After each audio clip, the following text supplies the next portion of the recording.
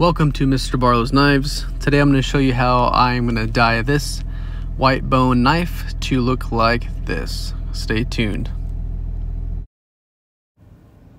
Alrighty, so first you're going to need a shallow pan like this one. Shallow enough so you can dip the knife in without any problems. Next we're going to add some water. I didn't measure anything. I just put about maybe 20 ounces of water in the pan.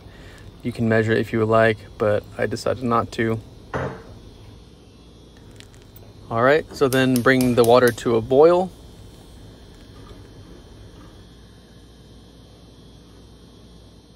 Alrighty, the knife I'll be staining today is this Rough Ryder Whittler. It used to be the cinnamon stag bone, but I did rub off all the original staining. It's just pretty much a white bone stag knife now. Obviously I choose white because it's the easiest to stain. The colors will show the best. So let's get started. The dye I'll be using today is this Rit DyeMore. Make sure it is synthetic. I know bone is a natural material, but synthetic will make this a whole lot easier. And I'll be using purple and pink. Now we'll add the dye. I know the water looks a little colored. It's just from the previous staining I did. It's still stuck in the pan, but the water took it. But I just pour it in the cap and pour it in the water. I don't use precise measurements. This should be enough for this amount of water. It should get a good stain. This staining is pretty powerful, so I would beware of getting it on your clothes and your hands because it obviously will stain everything. And then just lightly stir. Keep the stove on a simmer. Keep the water hot. I found the easiest way to dip the knife in the solution is to use these metal tongs. I just grab the knife through the center and on top of the side that's not getting dipped in the solution. And then you want to slowly dip your knife in the solution and hold there for about 15 to 30 seconds each time. And then you can check on the coloring and see how it turns out. If it's not the desired color, you can just soak it in for a little longer if you want it darker. So you can see right here, it's barely showing. So I'm gonna keep putting it in the solution for another maybe 15 to 30 seconds.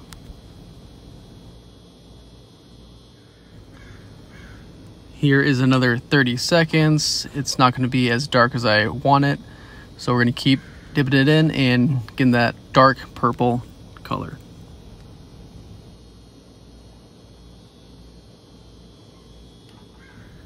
So in total, I dipped the knife for about 1:30 to 2 minutes, and I got this purple color, and I think this is a good color for me. So I'm gonna keep it like this, and I'm gonna move on to the other side. I dumped out the purple solution and added fresh water. I'm gonna do the same thing and just put the pink solution in the cap and pour it in the pan, and then mix it with a spoon.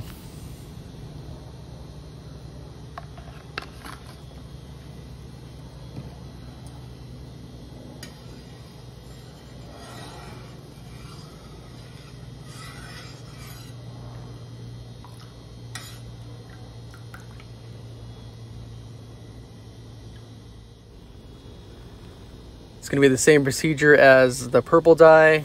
I'm just dyeing the other side.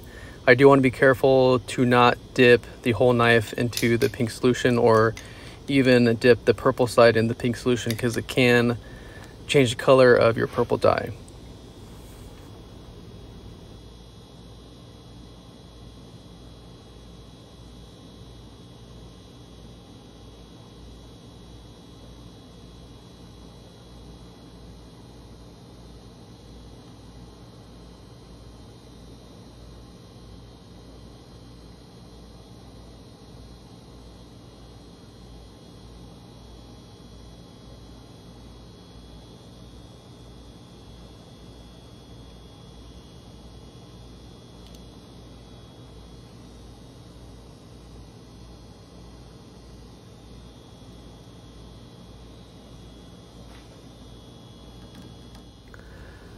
I soaked this side in the pink solution for about 2 minutes, just like the purple side, and I did get a nice pink color that I was satisfied with. So I'm done with dyeing and I move on to the polishing stage. Alrighty, so here is the end product. You can see that the blades did develop a patina from sitting above or in the solution. So I'm gonna try to rub some of that off with some flits in a second. But I do want to show you the finished product. I just rinsed off the knife and wiped it off with a paper towel. I might touch it up a little bit with some flits, but you can see that the bone took the dye very nicely. Got that pink and then that purple. I think it turned out pretty good.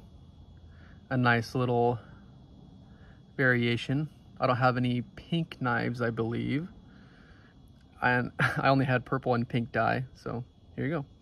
But I'm gonna try to flitz off this rust off real quick, or the patina, to make it look a little more pretty.